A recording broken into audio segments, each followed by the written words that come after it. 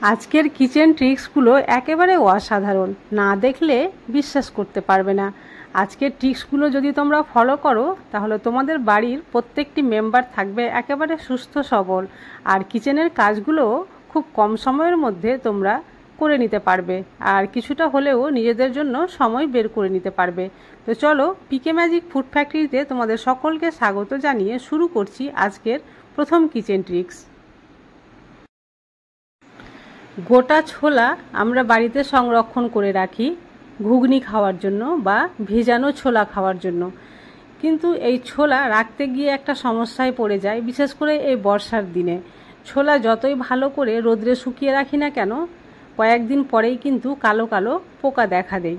তো আজকে আমি এমন একটা ট্রিক তোমাদের সঙ্গে শেয়ার করব যে এই ছোলাতে আর কোনো দিন পোকা লাগবে না। তার জন্য এখানে দিয়ে দিয়েছি খুব সামান্য পরিমাণ হলুদ, আর তারপরে দিয়ে দিচ্ছি 2-1 ফোঁটা সর্ষের তেল, আর এই দুটো উপকরণ খুব ভালোভাবে মিক্স করে নিচ্ছি। আমি একটা ক্যারি ব্যাগের মধ্যে হাত ভরে মিক্স করলাম যাতে আমার হাতে হলুদটা লেগে না যায়। এইভাবে মিক্স করে যদি কোনো কন্টেনারে ভরে রেখে দাও তাহলে কিন্তু এই ছোলায় আর পোকা লাগবে না। চলে আসছি পরবর্তী ট্রিকে। এর আগে রসুন অনেকভাবে ছিলে আমি তোমাদের সঙ্গে ভিডিও শেয়ার করেছি, কিন্তু আজকে যে ভিডিওটি শেয়ার করছি সেটা সবচাইতে সহজ পদ্ধতি রসুন ছিলার।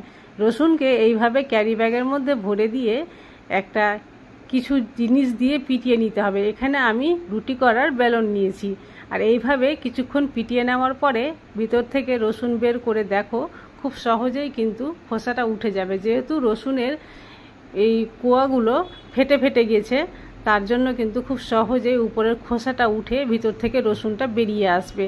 আর দেখো কত সহজে এবং কত তাড়াতাড়ি রসুন ছিলা হয়ে গেল, কোনো রকম কষ্ট না করেই। ভিডিওটি যদি ভালো লাগে অবশ্যই একটা লাইক করে দিও। চলে আসছি পরবর্তী ট্রিকে। বাজার থেকে আপেল আমরা কিনে নিয়ে এসে অনেকে এই গোটা আপেলকে ধুয়ে উপরকার ছোকাটা না ছিলেই কিন্তু খেয়ে নিই, আর আজকের ভিডিওটা তাদের জন্যই। আমি তোমাদের একটা জিনিস দেখিয়ে দেব যে খোসার উপরে কি থাকে। ভিডিওটি স্কিপ না করে প্রথম থেকে শেষ পর্যন্ত দেখতে থাকো, তাহলেই বুঝতে পারবে আমি কি বলতে চাইছি। আপেল যখন কিনে নিয়ে এসেছি, দেখো আপেলের গাটা একেবারে চকচকে আর দেখতে কতটা সুন্দর মনে হচ্ছে। তো এই আপেলের গায়ে আমার মনে হলো কিছু দেওয়া রয়েছে, তাই আমি পরীক্ষা করতে গিয়ে দেখলাম যে এর গায়ে কি দেওয়া আছে। তাই আমার অভিজ্ঞতা আমি তোমাদের সঙ্গে শেয়ার করার জন্য ভিডিওটি বানিয়ে নিলাম। দেখো, একটা ট্যাবলেটের খোসা নিয়েছি, আর এইভাবে আপেলের গায়ে কিন্তু হালকা করে ঘষে নিচ্ছি। এতে আপেলের ছিলকাটা কিন্তু অক্ষত রয়েছে, কোনো অবস্থাতে খাম হয়ে যায়নি। কিন্তু দেখো কি যেন একটা সাদা সাদা উপর থেকে উঠে আসছে, মনে হচ্ছে কিছু একটা প্রলেপ দেওয়া রয়েছে এর উপরে। দেখো আমি আবারও ঘষে দেখাচ্ছি কতটা প্রলেপ উঠে আসছে, মনে হচ্ছে কোনো রকম মোম জাতীয় কোনো জিনিস এর উপরে দিয়ে এটাকে চকচকে বা শাইনি করে রেখেছে, যাতে দেখতে ভালো লাগে এবং খুব তাড়াতাড়ি বিক্রি হয়ে যায়। তো এই ধরনের ফল বাজার থেকে কিনে নিয়ে এসে আগে প্রথমে ভালোভাবে ছিলে নেবে, তারপরে ছিলার পরে এটাকে প্রায় 10 থেকে 15 মিনিট জলে ভিজিয়ে রাখতে হবে।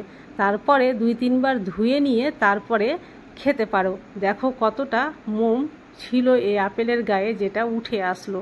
তোমরা স্বচক্ষে দেখেই নাও কতটা মোম দেওয়া রয়েছে, আর আপেলটাও দেখে নাও কোনো রকমভাবে আপেলের গাটা কিন্তু খাম হয়ে যায়নি বা কোনো খোসা উঠেও যায়নি।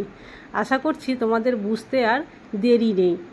ভিডিওটি যদি ভালো লাগে তাহলে বেশি বেশি করে অবশ্যই শেয়ার করে দিও। চলে আসছি পরবর্তী ট্রিকে। এখানে আমি একটা পাঞ্জাবি আয়রন করব, আর পাঞ্জাবির গলাটা দেখো, গলার যে বাটন রয়েছে সেটা কিন্তু প্লাস্টিকের। আয়রন করতে গিয়ে যদি গরম আয়রন এই প্লাস্টিকের বাটনে যদি লেগে যায় তাহলে বাটনটা একেবারে নষ্ট হয়ে যাবে, আর পাঞ্জাবিটাও পরতে ভালো লাগবে না, আর দেখতেও কিন্তু খুব খারাপ লাগবে। তার জন্য আজকে একটা ছোট্ট ট্রিক। যখনই তোমরা আয়রন করবে তখন নিয়ে নিতে হবে একটা চামচ, চা চামচ হলেই হবে। এই চা চামচ দিয়ে বাটনটা এইভাবে ঢেকে নিতে হবে, আর তার পার্শ্বে কিন্তু আয়রন করে নিতে হবে। যেই জায়গায় আয়রন করব সেই জায়গার বাটনকে এইভাবে ঢেকে নেব আর পার্শ্বে এইভাবে আয়রনটা করে নেব। এই প্রসেসে যদি আয়রন করি তাহলে বাটনটাও ভালো থাকবে আর খুব সহজেই কিন্তু এটা আয়রন করা হয়ে যাবে। ট্রিকটা যদি ভালো লাগে অবশ্যই অ্যাপ্লাই করিও। চলে আসছি পরবর্তী ট্রিকে। অনেক সময় হাতে আমরা কোনো চুড়ি বা বালা যদি অনেক দিন ধরে পরে থাকি তো সহজে হাত থেকে বের হতে চায় না, মানে কি হয়, বালাটা বা চুড়িটা হাতের মধ্যে এঁটে যায় বা ছোট হয়ে যায়। তো কোনো রকম ঝামেলা ছাড়াই খুব সহজে আমি কি করে বার করছি চলো দেখে নাও। একটা নিয়ে নিয়েছি পলিব্যাগ, পলিব্যাগে হাতটা ভরে দিয়েছি আর তারপরে হাতের উপরে পলিব্যাগটা আমি একটু গিঁট দিয়ে দিয়েছি আর তারপরে দেখো কত সহজে আমি বালাটা বের করে দিচ্ছি। যে প্রসেসে কিন্তু এই বালাটা বের হচ্ছে সেই প্রসেসে যতই ছোট চুড়ি বা বালা হোক হাতে কিন্তু পরানোও যায়। আজকের ভিডিওটা যদি তোমাদের ভালো লাগে তাহলে অবশ্যই চ্যানেলটি সাবস্ক্রাইব করে দিও এই ধরনের আরও নতুন নতুন ভিডিও পাওয়ার জন্য। আজ তাহলে এই পর্যন্তই, কাল আবার আসবো অন্য কোনো নতুন ভিডিও নিয়ে। ততক্ষণ পর্যন্ত তোমরা সবাই সুস্থ থাকো, ভালো থাকো।